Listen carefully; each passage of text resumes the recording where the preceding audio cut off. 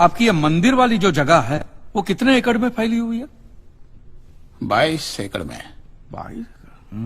जिसमें 322 छोटे छोटे मंदिर हैं भगवान के। ओहो, माने भगवान का पूरा शॉपिंग मॉल ही सजा के रखा है।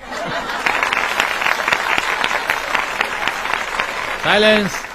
और इन सारे मंदिरों में भगवान की सेवा के लिए 142 पुजारी हैं, समझा?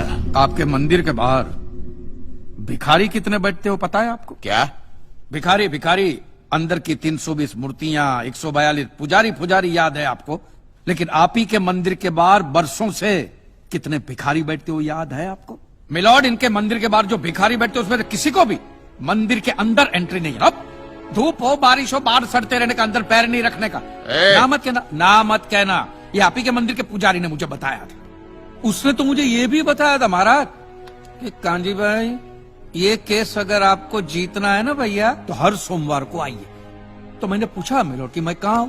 तो कहते हैं शिव जी के मंदिर में आइए और 1 लोटा दूध चढ़ाइए, फिर देखिए। मैंने बोला ठीक है, ये भी करके देख लेते। तो मिलॉर्ड में पहुंच गया मंडे को दूध का लोटा लेकर। ये लंबी लाइन लगी, सबके सब हाथ में लोटा पकड़ के खड़े हुए थे ऐसे। मैंने सोचा अंदर जरूर कोई दूध पीने वाला होगा, वरना ये सबके सब गधे थोड़ी है जो ऐसे लोटा पकड़ के लाइन में खड़े। मेरा नंबर है, मैं अंदर गया, अंदर कोई नहीं था दूध पीने वाला, कोई नहीं। बीच में वो काला पत्थर पड़ा हुआ था, उसे शिवलिंग कहते हैं, मूर्ख। हाँ शिवलिंग पड़ा हुआ था। और वो पत्थर मिलो, वो पत्थर दूध था। और वो पत्थर के बिल्कुल बगल में से छोटी सी पतली सी नाली में से वो सारा दूध बाहर की ओर जा रहा। मैंने बोला कि यस, बाहर तो कोई खड़ा ही खड़ा होगा दूध पीने वाला। देखा बाहर भी कोई नहीं था। वो सारा दूध मिलो उस नाली से निकलकर बाहर गटर में जा रहा। Gutter, total waste. और वो गटर को लग के एक भिखारी खड़ा हुआ था। बेचारा 4-5 दिन का भूखा होगा महाराज, भूख के मारे वो कांप रहा था। उसको शायद ये दूध ही पीना था, लेकिन गटर में से कैसे? तो उस भिखारी को मैंने मेरा दूध का लोटा दे दिया। और दूध पीकर उसने मुझसे क्या कहा पता है? भगवान तेरा भला करे।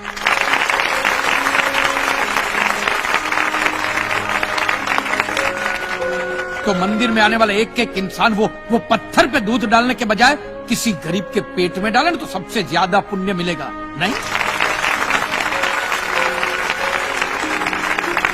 और हाँ मौलवी साहब, किसी दरगाह पे फूलों की चादर उड़ाने के बजाय किसी नंगे फकीर के बदन पे कपड़ों की चादर उड़ाई जाए ना तो अल्लाह को बहुत खुशी मिलेगी। और जीसस के सामने मोमबत्तियां जलाने से अच्छा है किसी गरीब की झोंपड़ी में जलाइए, तो उसके घर में कभी अंधेरा नहीं होगा। क्यों, तुम भी भगवान को नहीं मानते क्या? अरे मैं खुद भगवान हूँ। अच्छा, तो मैं अमिताभ बच्चन हूँ। देखो कांजी, दूध, चद्दर, मोमबत्ती ये सब चढ़ाना एक प्रथा है। भगवान की पूजा अर्चना, इन सब का मूल्य तुम नहीं समझोगे क्योंकि तुम एक नास्तिक हो। जगत की मोह माया से तुम अभी तक मुक्त नहीं हुए। आप तो हो गए हो ना, आप तो बिल्कुल मोक्ष के दरवाजे पे खड़े हो। तो ये जो रीति रिवाज के नाम पे ढोंग चलते उनको बंद करवाइए ना महाराज। शनिवार को हनुमान जी की मूर्ति पे कितना तेल बर्बाद होता है पता है आपको? लोग 2 रुपये के 5 रुपए के सिक्के यूं करके मूर्ति पे चिपकाते हैं। हनुमान जी इन सारे चिल्लर का क्या करेंगे? कांजी भाई बिल्कुल ठीक कह रहे हैं। साईं बाबा अपनी पूरी जिंदगी गरीबों के लिए और गरीबी में जिए।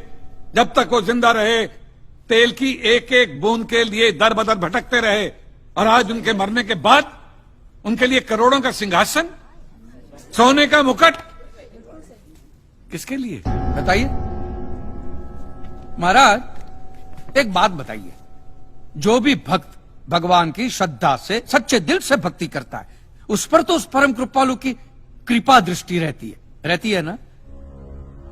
रहती है ना? आया ना?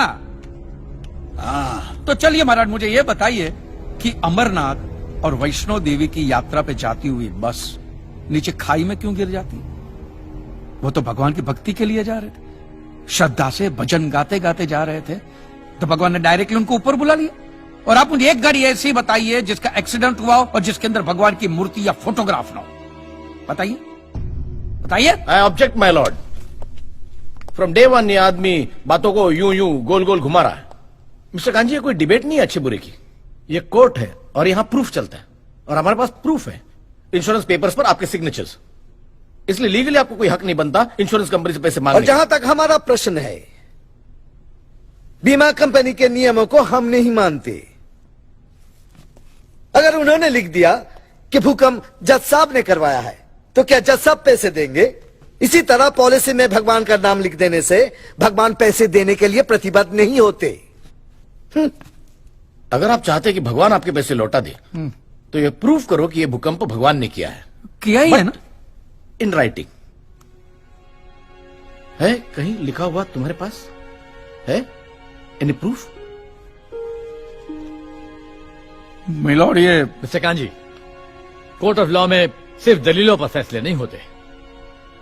आपकी दलीलें, आपके आर्गुमेंट्स आम जनता के लिए कितने भी वैलिड क्यों ना हो, लेकिन अगर आप उन्हें साबित नहीं कर सकते हैं तो उनका कोई मतलब नहीं। आपके पास कोई सबूत है? You may please proceed. Your honour, इससे पहले कि मिस्टर कांजी अपने तीखे और कटाक्ष भरे व्यूज बिना किसी रेफरेंस प्रदर्शित करें, मैं उनसे पूछना चाहता हूं कि उनके पास कोई प्रूफ है जिससे वो साबित कर सके कि उनकी दुकान भगवान ने गिराई है? मिलॉर्ड, अब जो सवाल मैं पूछने जा रहा हूं उसके लिए मुझे एक ज्ञानी पंडित की जरूरत है। तो आप मेरे जो भी कोई ज्ञानी पंडित है वो यहां पे आए, सिर्फ ज्ञानी आए, ज्ञानी। हाँ, आप बैठ जाइए।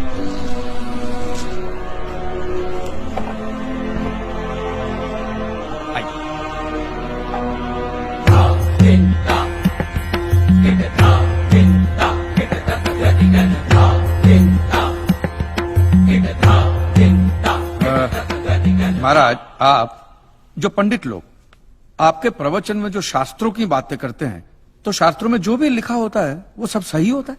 100%। ऐसा कहां लिखा है? ये तो आप कह रहे हैं। गीता में लिखा है। अच्छा, क्या लिखा है गीता में? गीता के 4थे अध्याय का 40वां श्लोक, अज्ञस्य अश्रद्धानस्य संशयात्मा विनश्यति, नायम लोकस्ति ना परा ना सुखम संशयात्मना। मतलब क्या? इसका अर्थ है, जो अज्ञानी श्रद्धा विहीन मनुष्य शास्त्र पर संदेह या शक करता है, उसका विनाश निश्चित है। उसे भूलोक या परलोक कहीं भी शांति नहीं मिलती। समझा? ये बहुत इंटरेस्टिंग आइटम है। महाराज, आपको ये गीता में या शास्त्रों में कुछ भी समझ में आता है, हा? कि जो भी लीलाधर महाराज बोल रहे उसमें बस ऐसे समझा समझा करके हाथ हिला रहे हैं। मिलॉर्ड, वो स्कूल में छोटे छोटे बच्चे होते, उनको प्रेयर कभी पूरी याद नहीं रहती, तो बेचारे आंख बंद करके ऐसे करके होंठ हिलाते, वो होंठ हिलाते, ये हाथ हिलाते। एक कांजी, तूने एक सिद्ध साधु का अपमान किया है, तो तुझे नरक में भी जगह नहीं मिलेगी। कहां से मिलेगी महाराज? आप लोगों ने पहले से ही वहां कुल्ले टिका के रखे हैं।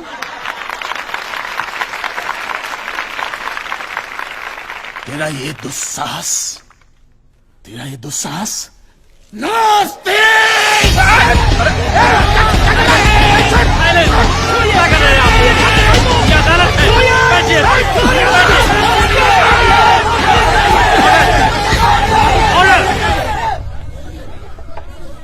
बैठ जाइए।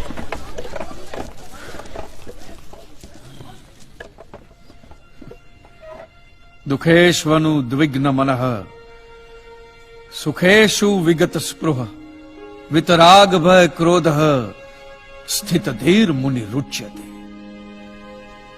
अध्याय 2 श्लोक 56वां। अर्थात जिस मनुष्य के लिए सुख और दुख समान अवस्था है, जो भय और क्रोध से मुक्त है, जो स्थिर बुद्धि वाला है ना, वही सिद्ध पुरुष कहलाता है।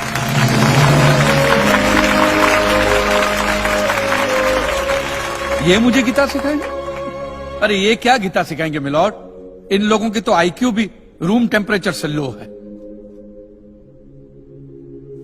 आपको 2 बात किया कही मैंने उकसाने के लिए, भड़काने के लिए, मुझे मारने चले हैं। ऐसी है आपकी सिद्धि सिद्धेश्वर? मिस्टर कांजी, उनकी सिद्धि क्या है, यह कोर्ट का मुद्दा नहीं है। कोर्ट का मुद्दा यह है कि आपकी दुकान किसने गिराई। भगवान ने गिराई है। ये आप फैसला सुना रहे। फैसला सुनाना जज साहब का काम है, आपका नहीं। आपको तो सिर्फ प्रूफ करना है कि उस दिन जो भूकंप आया वो भगवान की वजह से आया था, जो प्रूफ करना इम्पॉसिबल है। Relax relax relax, nothing is impossible.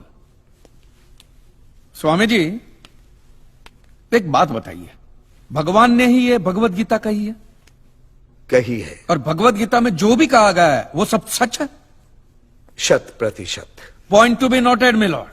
तो मुझे एक बात बताइए कि भगवान ने भगवत गीता के 9वें अध्याय के 8वें श्लोक में क्यों ऐसा कहा है कि पूरी सृष्टि का सर्जन मेरी इच्छा से हुआ, इसका विनाश भी मेरी इच्छा से होगा, ये पूरी सृष्टि मेरी इच्छा के अधीन है, इसके सर्जन और विनाश के लिए सिर्फ मैं और मैं ही जिम्मेदार हूं। और ये देखिए मिलॉर्ड, ये बाइबल में भी कहा गया है, Aiza chapter 54 verse 16 See, it is I who have created the smith who blows the fire of coals and produces a weapon fit for his purpose. I have also created the ravager to destroy.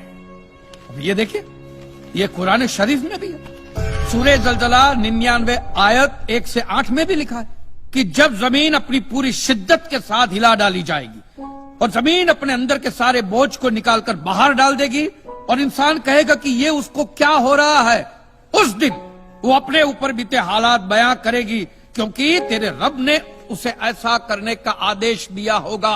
रब ने।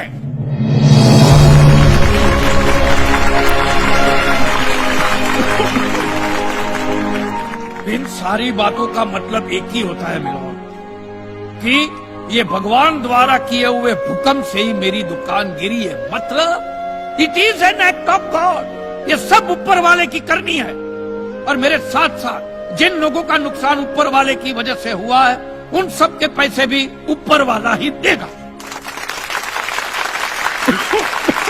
नहीं तो उनके collection agent. Your honour, mister Kanchi Leeladhar Swami को बातों में फंसा रहे हैं। सरदेसाई जी, क्या कर रहे हैं आप? अरे बोलने दो, बोलने दो। अगर ये प्रूव हो जाता है कि भगवान है तो हम लोग पैसा देने से बच जाएंगे। अच्छा, पूरा दोष अब आप हम पर थोपना चाहते हैं। अपनी स्कीम से बचने के लिए आप भगवान का नाम नहीं ले सकते, चुप कीजिए। क्योंकि भगवान पर सिर्फ हमारा कॉपीराइट है। कॉपीराइट? अरे 2 मंदिर क्या बनवा दिए? भगवान आपके बाप का मालूम है? खबरदार, हमारा संप्रदाय तुमको छोड़ेगा नहीं। क्या कर रहे हो? साइलेंस। रिलैक्स। आज तक तो मिलॉर्ड सिर्फ इतना ही सुनने में आया था कि भगवान की आरती होती है, आराधना होती है, यज्ञ वगैरह होता है। आज तो ये भी सुनने को मिल रहा है कि भगवान के कॉपीराइट भी होते हैं। भगवान के कॉपीराइट ऊपर वाले की ब्रांड बना दी है इन्होंने। आज मुझे विश्वास हो गया है कि भगवान नहीं है, बिल्कुल नहीं है, हो ही नहीं सकता, क्योंकि अगर वो होते तो उसने आप जैसे पाखंडियों को तो कब का उठा लिया होता। मुझे जो करना था वो मैंने साबित कर दिया है मिलोन। अब इसका पूरा फैसला